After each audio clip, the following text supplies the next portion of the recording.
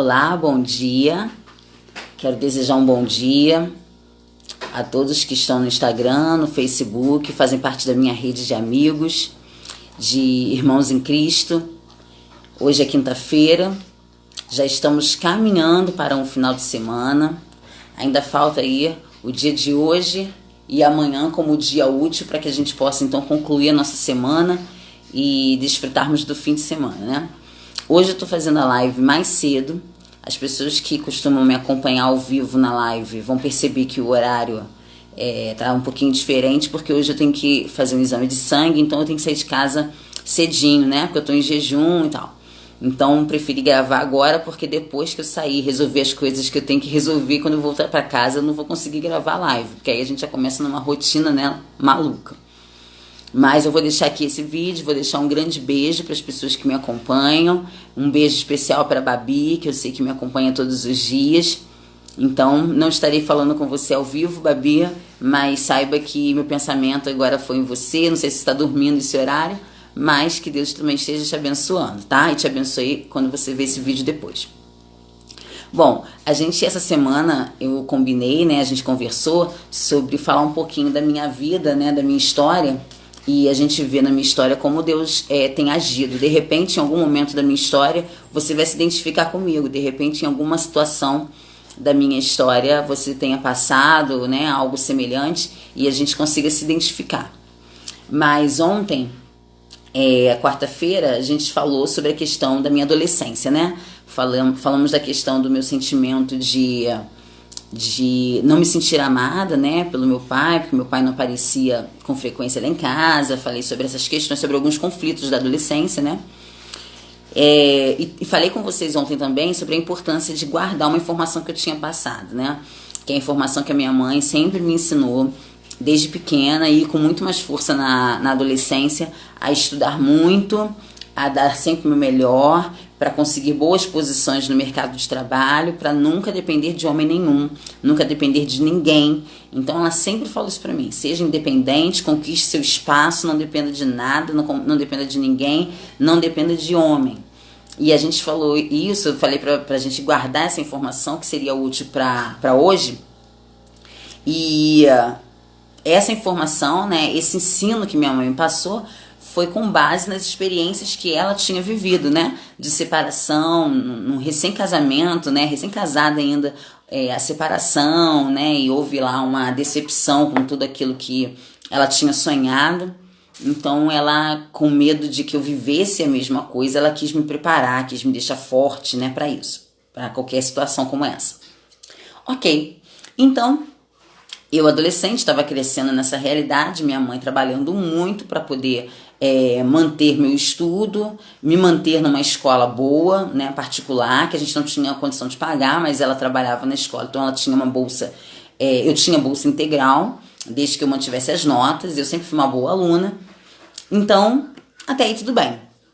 Eu comecei a namorar, né, e aí eu namorava o Felipe, e o Felipe veio de uma família muito correta, uma família também cristã. Na verdade, Felipe é meu primo de 3º grau, né? Então, assim, eu não tinha muita proximidade com o Felipe, porque Felipe morava em Petrópolis e eu morava no Rio. Então, eu sabia que eu tinha primo em Petrópolis, mas não tinha muita ligação, não sabia muito da história desses primos, né? Dessa família em Petrópolis. Mas a gente cresceu, a gente começou a namorar e ok, eu achava interessante porque Felipe sempre foi muito gente boa comigo, né? Muito carinhoso, respeitador, e por ser cristão eu também pensava assim, não, é uma boa, porque a gente professa a mesma fé, a gente crê no mesmo Deus. E assim a gente namorou. Eu estudava muito, né? Quando eu terminei o ensino médio, eu quis logo trabalhar. Então, meu primeiro emprego foi com 18 anos. Eu morava no Rio. Então, eu trabalhava como operadora de telemarketing, né? Numa empresa que, como operadora de telemarketing, sempre aceita quem não tem experiência, né? Como primeiro trabalho. Então, eu trabalhava ali, ganhava muito pouco. Mas eu fiz o ensino médio em patologia clínica. Então, eu também trabalhava num laboratório. Então, com 18 anos, eu trabalhava em 2 empregos. Eu trabalhava num laboratório, fazendo coleta de sangue de manhã, e desse laboratório eu almoçava e ia para trabalhar como operadora de telemarketing. Isso porque eu já entendia que eu precisava ajudar minha mãe com os custos de casa, né? Minha mãe continuava trabalhando, mas eu também percebia que eu tinha ali uma responsabilidade, uma participação, até porque agora eu não era mais criança, então eu precisava também ajudar em casa. Então, assim foi, eu trabalhei. Depois de vários anos namorando, né, a gente resolveu pensar em casamento, né, pensar no noivado. E eu fiquei muito preocupada porque eu via a família do meu marido, do Felipe, na época, noivo, né, namorado. Eu via a família do Felipe muito correta, muito certinha, uma família muito estruturada, e eu olhava para minha família, eu achava que minha família era muito louca, né? Meus pais separados, aquela loucura da minha mãe trabalhando e para me manter. Então, assim, eu achava que isso não ia dar certo porque éramos de mundos muito diferentes, né? Eu achava que eles tinham o mundo todo certinho e o meu mundo estava todo de cabeça para baixo. Então, eu achava que não ia dar certo de jeito nenhum. Mas, ok. A gente amadureceu essa ideia, a gente conversou bastante, nós oramos e tal, e a gente sentiu que a gente deveria casar sim, né? Era o que Deus queria da gente e tal. A gente ficou noivo. Quando a gente começou a preparar as coisas do casamento, eu falei pro Felipe, eu não quero que meu pai entre comigo na igreja. Mas por quê? Porque meu pai nunca teve uma participação na minha vida, efetivamente, né? Então não faz o menor sentido meu pai entrar comigo na igreja. Meu pai vai pro meu casamento como um convidado, como qualquer outro convidado. E isso era sinal, né? Era a marca de uma mágoa, né? Eu ainda estava muito magoada, muito ferida pelo meu pai. Essa ferida não tinha cicatrizado, não tinha sido curada. E realmente, nós casamos, eu entrei na igreja sozinha, só com a daminha na minha frente. Meu pai já estava lá na igreja, lá na frente. Ele não teve essa entrada, né, do pai da noiva com a noiva. Eu não quis. Meu pai queria levar a atual mulher dele na época no casamento, eu também não queria que ela fosse. Então, assim, os bastidores do casamento em relação ao meu pai ainda estavam muito tristes, muito magoados, entendeu? Ainda tinha muito trauma ali. Ok, mas a gente casou, nós casamos novos, né? Eu casei com 21 anos, Felipe tinha 25. E aí a gente viveu aí o primeiro ano e eu sempre quis ser mãe, né? Então, quando a gente casou, eu falei do Felipe, eu quero logo ser mãe e tal, o sonho da minha vida é ser mãe. E aí eu orava a Deus, pedindo a Deus para Deus nos dar um filho. E aí eu engravidei, tive nossa primeira filha com 23 anos, Isadora. E aí logo depois, né, como uma surpresa, como um presente surpresa, o Senhor nos deu uma outra filha, a Tabata. Então eu me senti extremamente realizada, porque eu era mãe de 2 meninas e eu fiquei extremamente feliz, porque eu tinha minha família, eu tinha as minhas filhas. Chegou um certo momento, né, que eu senti necessidade de voltar a trabalhar. Eu queria trabalhar porque, lembra daqueles ensinamentos da minha mãe? Aquilo no meu inconsciente ficava pulsando, né? Você precisa voltar a trabalhar, você não pode ficar em casa cuidando de casa, de filho, né? Porque, como sua mãe mesmo te falou, você precisa ser independente, não pode depender de homem, né? E aquela coisa toda. E aí eu falei, Felipe, eu quero voltar a trabalhar. Ele me apoiou e eu voltei a trabalhar. Eu trabalhei em grandes empresas, né? Eu fiz faculdade depois das minhas filhas já nascidas, me formei na faculdade. Felipe já era formado quando a gente se casou. Esse foi o grande objetivo dele. Ele falou assim: não, quando eu me formar, eu arrumo um emprego e a gente se casa. E assim ele fez, né? Ele cumpriu o que ele falou. E quando a gente se casou, depois de termos a segunda filha, eu fiz a minha faculdade em RH. Trabalhei em empresas de grande porte. A gente morava no Rio, depois a gente veio para Petrópolis e eu continuei trabalhando em empresa grande, descendo para o Rio. Fiz minha pós-graduação e chegou um momento que eu estava tão envolvida com o trabalho, mas tão envolvida, e assim, promoção, sabe? Eu consegui alcançar várias posições rapidamente, muito rápido. Eu entrei na empresa e eu já conseguia ser promovida para um cargo, promovida para outro. E eu gostava muito, porque eu sempre gostei muito de trabalhar, eu sempre fui muito ativa. Então eu me sentia muito reconhecida, eu me sentia valorizada, né? Com essas posições que eu ia alcançando. Só que isso gerou um certo conflito dentro da minha casa. gerou um certo conflito. Por quê? Porque eu estava dedicando toda a minha energia, toda a minha vida, toda a minha mente para o trabalho, né? Para o trabalho. A minha inteligência, tudo estava indo para o trabalho. E chegou um ponto da minha vida que eu ficava mais tempo viajando do que em casa. Vendo minhas filhas por Skype, vendo minhas filhas pelos aplicativos e não pessoalmente. E isso tudo, por quê? Por que você fazia isso, Fernanda? Existia uma necessidade? Suas filhas estavam passando necessidade em casa e você precisava trabalhar para botar o sustento em casa? Não era essa a questão.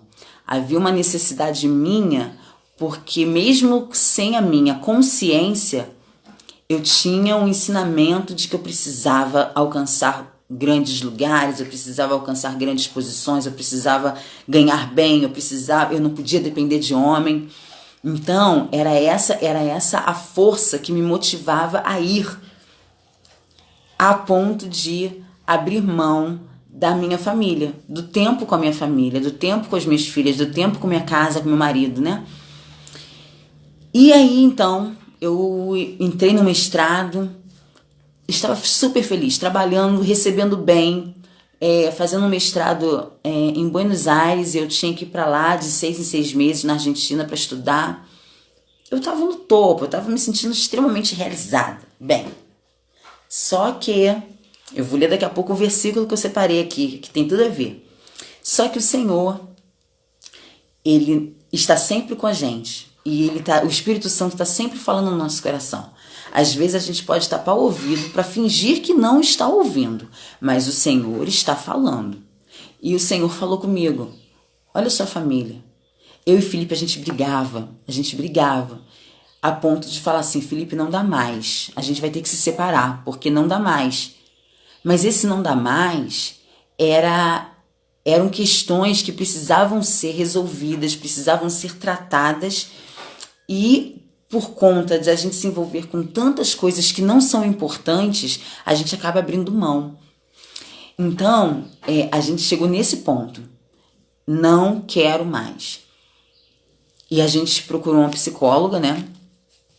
Eu fui na intenção da psicóloga convencer o Felipe de que a melhor coisa era a gente se separar. Felipe foi na intenção da gente realmente restaurar o nosso casamento. E essa psicóloga, ela foi usada por Deus. Primeiro porque ela era, né? Ela já faleceu. Ela era uma mulher de Deus. E ela era uma excelente profissional também. Então o Senhor usou, né? A doutora Naide. A doutora Naide trabalhou com a gente, conversou com a gente, fazíamos terapia individual e juntos. E a doutora Naide nos ajudou a percebermos que não era assim. Não era assim. A atitude certa não era essa. Porque se tomássemos essa atitude e nos envolvêssemos novamente em um outro relacionamento, esse problema ele ia perdurar. E aí eu pude perceber que aquilo tudo que eu tinha guardado no meu inconsciente estava interferindo no meu casamento. Um pouquinho antes disso, eu já tinha feito as pazes com meu pai. É importante eu salientar isso. O meu pai, ele morreu em 2013. Mas antes disso, eu já tinha percebido que era importante eu perdoar o meu pai, mesmo sem ele me pedir perdão. Então eu chamei meu pai para conversar. Coloquei para ele tudo aquilo que eu sentia de dor da época da minha adolescência, tudo aquilo que ele me causou. E ele nem sabia que tinha causado tudo aquilo.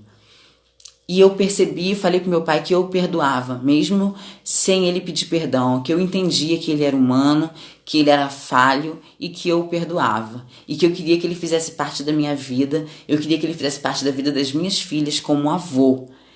E meu pai, ele fez parte da vida das minhas filhas como avô.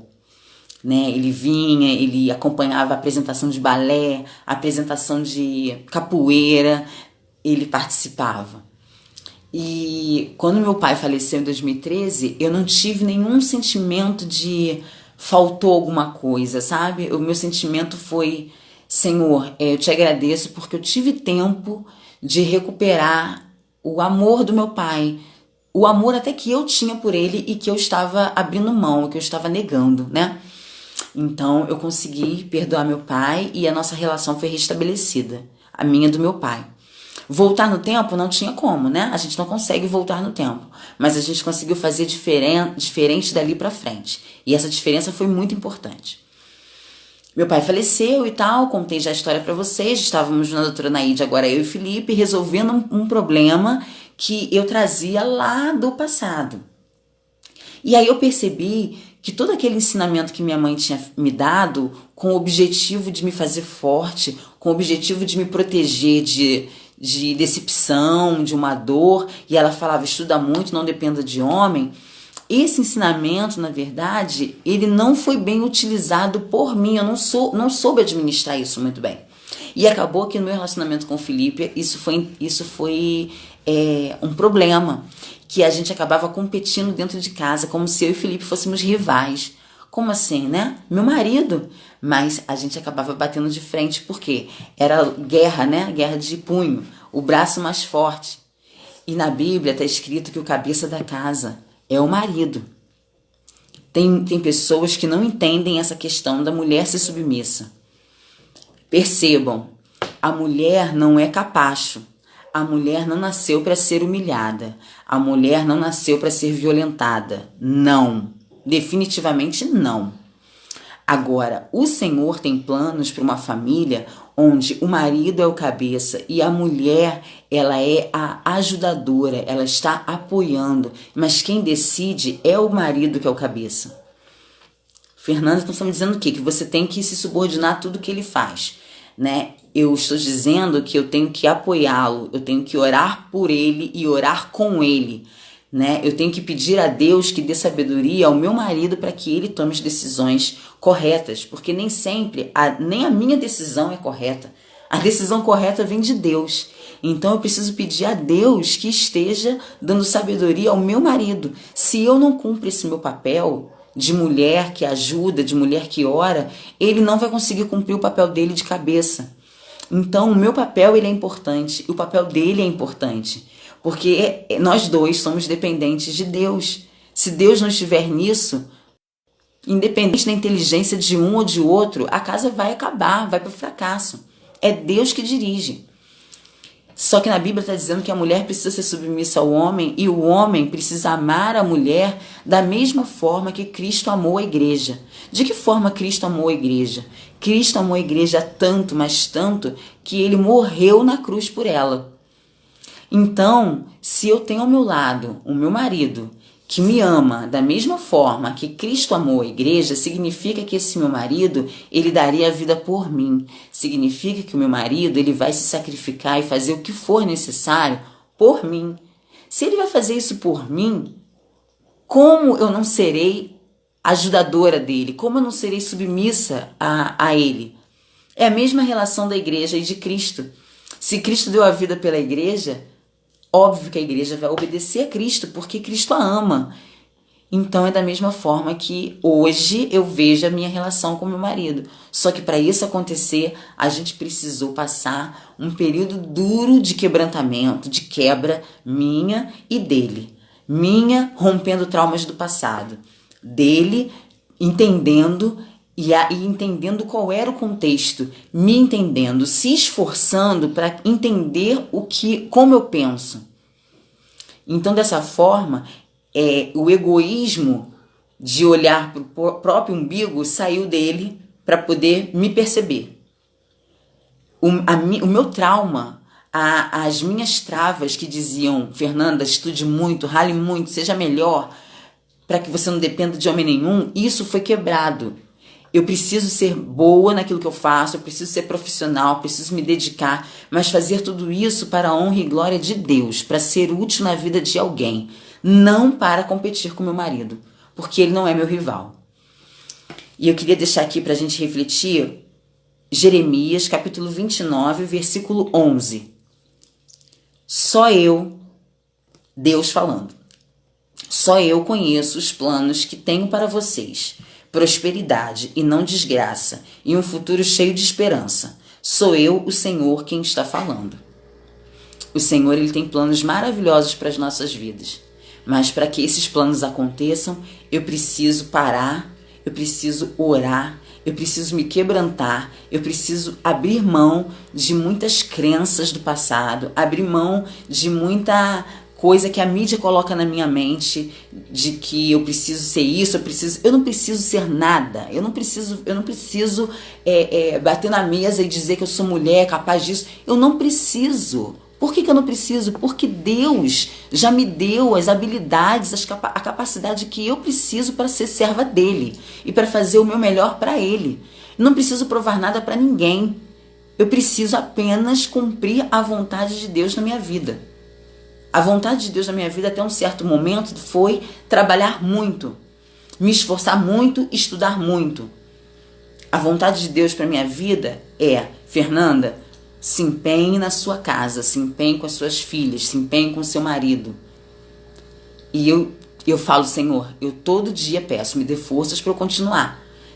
Entendendo qual é a missão de Deus para a nossa vida, a gente vai ser muito feliz, porque a gente vai atender o que o nosso Criador, o que o nosso Pai quer da gente. E os planos dele são sempre os melhores. Melhores, não tem como dar errado. Amanhã eu concluo essa história da minha vida, porque ainda não terminou. Amanhã eu concluo. Vamos orar para a gente poder encerrar esse momento de devocional. Senhor, nosso Deus, nosso Pai, eu te agradeço muito pelo dia que nós estamos tendo hoje, a oportunidade de vivermos mais um dia na Tua presença e de estudarmos mais um pouco da Tua palavra. Eu te agradeço, Senhor, porque essa semana tem sido abençoada, principalmente na minha vida. Ter dividido com os meus amigos, com os meus irmãos um pouquinho da minha história, me faz relembrar tudo aquilo que o Senhor fez na minha vida e me faz relembrar a Tua fidelidade. Muito obrigada, Senhor. Eu te agradeço porque o Senhor é um Deus bondoso, o Senhor é um Deus que sustenta o nosso lar, nossa família, e entrega o nosso dia nas Tuas mãos. Abençoe os meus amigos que estão acompanhando a live, que vão ver o vídeo mais tarde, que tenham um dia abençoado por Ti, que possam sentir a Tua presença a cada instante. É em nome de Jesus que nós oramos. Amém. Raquel, minha querida, um grande beijo para você. Excelente dia. Que Deus te abençoe. Deus te abençoe muito. Até amanhã, se Deus quiser. Tchauzinho.